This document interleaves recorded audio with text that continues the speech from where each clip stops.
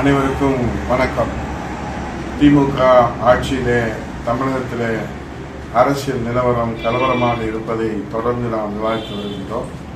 இன்றைக்கு நாம் பார்க்கிற போது தலைநகர் சென்னையிலேயே உலக அளவில் புகழ்பெற்ற பல்கலைக்கழகத்திலே தமிழகத்தைச் சேர்ந்தவர்கள் மட்டுமல்லாது வெளிமாநிலங்களைச் சேர்ந்த மாணவ மாணவர்களும் படித்து வருகின்றார்கள்.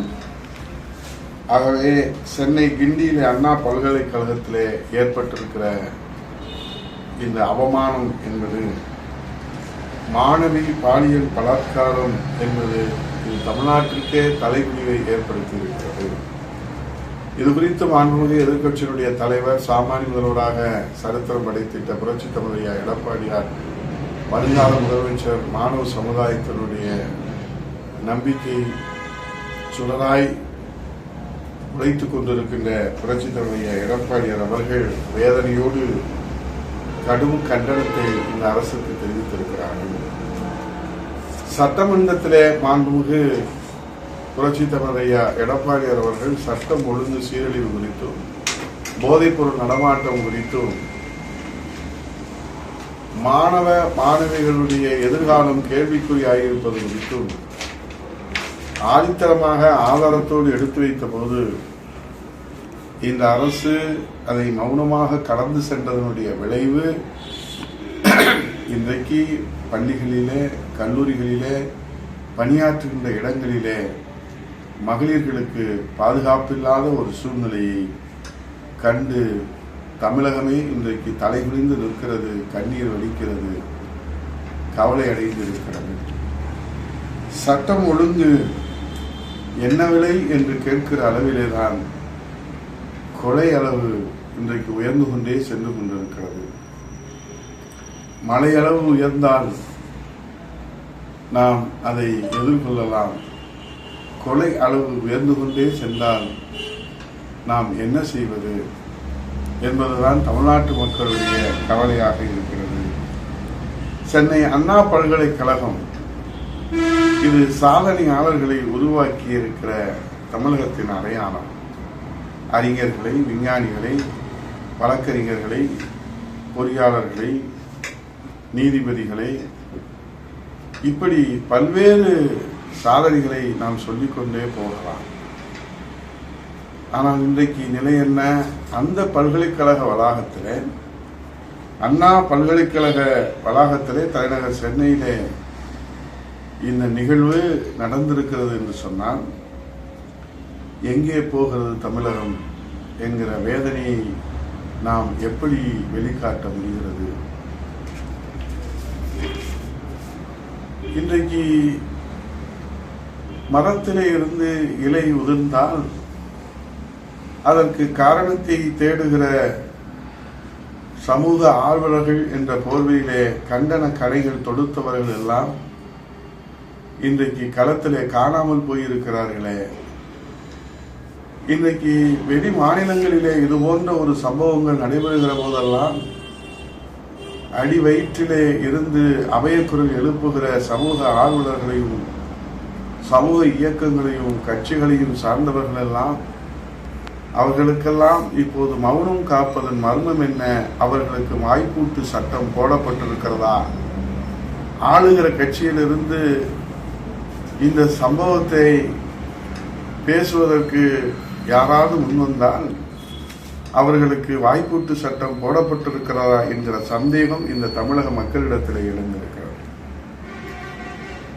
நடந்தது எவ்வளவு பெரிய துயர சம்பவம் என்பதை யாரும் மறுப்பதற்கு இல்லை.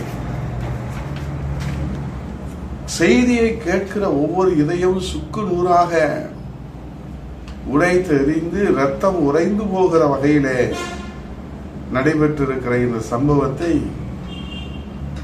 அவ்வளவு எளிமையாக நாம் கடந்து போய்விட முடியாது. கல்லூரி என்பது நமக்கு ஒரு பாதுகாப்பு அரணாக இருக்க வேண்டுமே தவிர அந்த கல்லூரியிலே, பல்கலைக்கழகத்திலே குடும்பம் ஒரு பல்கலைக்கழகம் என்று நாம் பெருமை பேசுகிற காலம் மாறி பல்கலைக்கழகமே இன்றைக்கு கலவர பூமியாக மாறியிருக்கிறது, அவமான சின்னமாக மாறியிருக்கிறது இந்த திமுக அரசிலே என்று நாம் நினைக்கிற போது இதை எப்படி நாம் சமுதாயத்தில் எடுத்துச் செல்வது, இளைஞரிடத்திலே எடுத்துச் செல்வது? மாணவர்கள் போராடினால் அங்கே அடக்குமுறையை கட்டவிழ்த்து விடுகிறார்கள். சமூக ஆர்வலர்கள் பேச முன்வந்தால் அவர்களுக்கு வாய்ப்பூட்ட சட்டம் போடுகிறார்கள். அப்படியானால் இந்த நாட்டிலே நடைபெறுகிற அவலங்களை இன்றைக்கு உலகத்திற்கு எப்படி எடுத்துச் செல்வது என்கிற கவலையும் இந்த தமிழ் சமுதாயத்திலே நிலவுகிறது. ஊடகங்களை நீங்கள் ஊமையாக்கி விடலாம் என்று கனவு கண்டால் அது உங்கள் கனவு பகல் கனவாகத்தான் இருக்கும். ஊடகங்கள் ஒரு நாளும் உறங்காது.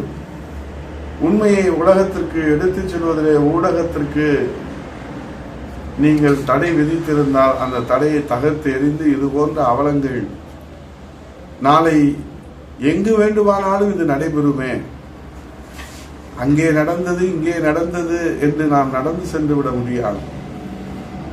இங்கேயும் நம் வீட்டிலே நம் பிள்ளைகளுக்கும் இந்த கதி நேர்ந்தால் நாம் எப்படி துடித்து எழ வேண்டுமோ அதை போல இந்த தமிழகம் துடித்து எழ வேண்டும். இந்த அவலத்தை அரசியல் ஆக்காதீர்கள் என்று மாண்புமிகு அமைச்சர் அவர்கள் பேசுவதை நாம் எப்படி எடுத்துக்கொள்வது? ஆகவே இளைய சமுதாயமே, மாணவ சமுதாயமே, உங்கள் எதிர்காலம் கேள்விக்குறியாயிருக்கிறது. அதை தடுத்து நிறுத்துவதற்கு எங்கள் கண்ணீர் தான். உங்கள் எதிர்காலம் சூன்யமாயிருக்கிறது. அதற்கு தடுத்து நிறுத்துவதற்கு அதிகாரத்திலே உள்ளவர்கள் அமைதி காக்கிற போது கண்ணீர் தான் அதற்கு பதில் சொல்லும். காலம் மாறும், காட்சிகள் மாறும். உங்களுக்கு தகுந்த பாதுகாப்பை புரட்சி தமிழர் எடப்பாடியாருடைய தலைமையிலே அம்மா ஆட்சி மலரும். மீண்டும் தமிழகம் அமைதி பூங்காவாக தலைகுனிந்து நிற்கிற தமிழகம், அவமான சின்னமாக இருக்கிற தமிழகம் புரட்சி தமிழர் எடப்பாடியார் தலைமையிலே அம்மா ஆட்சி மலர்ந்து தன்மானமிக்க தமிழகமாக தலைநிமிர்ந்து நிற்கிற காலம் வெகு தொலைவிலே இல்லை. மாணவ சமுதாயமே அணிதிரண்டு வா, இளைய சமுதாயமே அணிந்திரண்டு வா. இந்த கொடுங்கோல் ஆட்சியை, அவல ஆட்சியை, இது போன்ற ஒரு அவலங்களை இந்த நாடு இனி சந்திக்க கூடாது என்கிற உறுதியோடு புறப்பட்டு வா இளைய சமுதாயமே. புரட்சி தமிழர் எடப்பாடியார் தலைமையிலே புதிய சமுதாயத்தை படைப்போம். வாரீர் வாரீர் என்று அழைத்து விடைபெறுகிறேன். நன்றி, வணக்கம்.